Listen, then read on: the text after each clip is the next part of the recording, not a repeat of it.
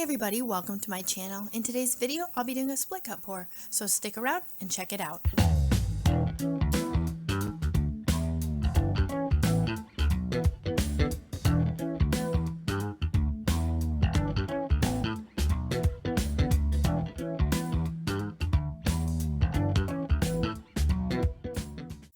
Alright, so in today's video, I'll be using a 14 by 14 canvas, and I am using my split cup. It is a 10-ounce split cup. It's got a very nice spout, and those sections there, the dividers are slanted, so the paint kind of pools together right at the spout before it comes out. The colors that I'm using today, I've got antique copper from Folk Art, cadmium red light hue from Liquitex, some fine touch teal, and that dark blue is one of my favorite colors. It is Payne's Gray from Liquitex and Grumbacher. I have two mixed together. And then the white that I am using is my Cloud Effect mix, which is Bare Satin Enamel mixed with Artist Loft Flow Acrylic, and all of my paints are mixed with my regular pouring medium, which is Liquitex pouring medium, Floetrol, and water.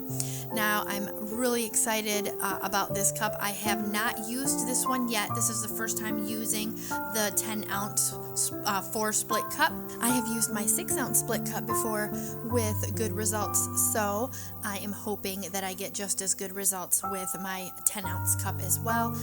And I am super excited because it will be available very soon in my Etsy shop, and I will keep you guys updated on that. Alright, so before I go, I just wanted to show you one thing. You can see on the front there spout, there is no paint dripping down. So that was one of the things for me in designing this cup that was key. So there are no drips coming down the front of the cup. Alright guys, so I'm just gonna let you guys sit back, enjoy the music, watch how this develops, and I'll be back in a jiff.